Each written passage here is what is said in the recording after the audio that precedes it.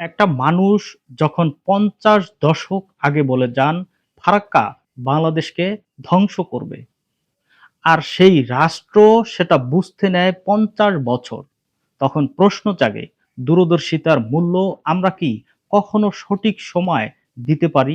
১৯৭৬ সালে ১৬ই মে মজলুম জননেতা মাওলানা আব্দুল হামিদ খান ভাসানী, বয়স তখন ৯০ ছুঁই ছুঁই, শরীর ভেঙে পড়েছে, তবু হাঁটলেন। রাজশাহী থেকে ফারাক্কা পর্যন্ত লং মার্চ করলেন লক্ষ লক্ষ মানুষ নিয়ে। তার একটা বার্তা, ফারাক্কা বাঁধ বাংলাদেশের নদীগুলোকে মেরে ফেলেছে, পদ্মা শুকিয়ে যাবে, কৃষি ধ্বংস হবে, উত্তরবঙ্গ মরুভূমিতে পরিণত হবে। সেদিন অনেকেই ভেবেছিল এই বুড়ো মানুষের আবেগের কথা, রাজনীতির কথা, বাস্তবতা নয়। কিন্তু বাস্তবতা সেদিন ভাসানীর পাশেই দাঁড়িয়েছিল। ফারাক্কার পর থেকে পদ্মার পানি প্রবাহ ধীরে ধীরে কমতে শুরু করলো। শুকনো মৌসুমে নদী হয়ে গেল চর। রাজশাহী, চাঁপাইনবাবগঞ্জ, পাবনার কৃষকরা দেখলেন সেচের পানি নেই, জমিতে ফসল নেই। পদ্মার সঙ্গে সংযুক্ত শত শত শাখা নদী একের পর এক মরে গেল। মৎস্যজীবীদের জীবিকা গেল, নৌপথ বন্ধ হলো।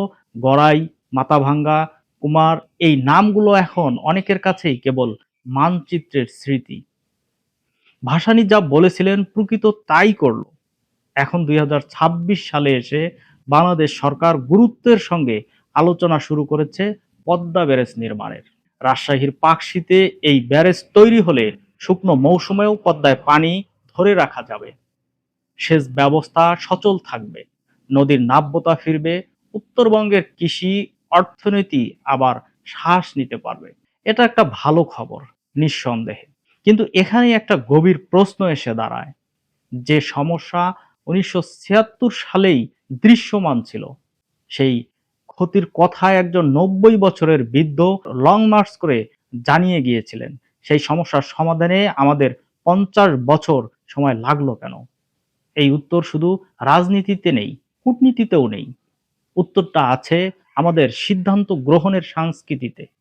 আমরা সাধারণত সমস্যা তখনই স্বীকার করি যখন সেটা অস্বীকার করার আর উপায় থাকে না। ভাসানী যখন বলেছিলেন তখন পদ্মা পুরোপুরি মরেনি, তখন সমস্যাটা ছিল সম্ভাব্য। আর সম্ভাব্য সমস্যার চেয়ে বর্তমানের রাজনৈতিক হিসাব নিকাশ সবচেয়ে বেশি জরুরি মনে হয় রাষ্ট্রের কাছে। এটা শুধু বাংলাদেশের সমস্যা নয়, পৃথিবীর বেশিরভাগ রাষ্ট্রই এভাবে চলে। জলবায়ু পরিবর্তনে বিজ্ঞানীরা দশকের পর দশক ধরে বলে আসছেন পৃথিবী উষ্ণ হচ্ছে, সমুদ্র বাড়ছে, কিন্তু বড় সিদ্ধান্ত তখনই আসে যখন বন্যা শহর ডুবায়, দাবানল দেশ পোড়ায়। মনোবিজ্ঞানীরা বলেন মানুষ প্রেসেন্ট বায়াসে আক্রান্ত।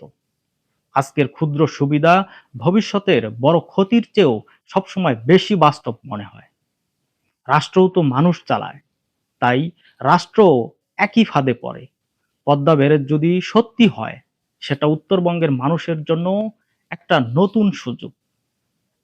কিন্তু এই সুযোগটা আসতে যে ৫০ বছর লেগে গেছে, সেই ৫০ বছরে কত কৃষক মাটি ছেড়েছেন, কত জেলে নৌকা বেচে রিক্সা টেনেছেন, কত গ্রাম শুকিয়ে গেছে, সেই হিসাব কোনো রিপোর্টে নেই। ভাসানী আজ আর নেই, কিন্তু তার লং মার্চের পথে যে পদ্মা একদিন ছিল, সেই পদ্মাকে ফেরানোর চেষ্টা শুরু হয়েছে। প্রশ্নটা থেকে যায়, আমরা কি পরের প্রজন্মের কাছে এই একই ঋণ রেখে যাব, নাকি এবার শিখব দূরদর্শিতার কথা একটু আগে ভাগে শুনতে?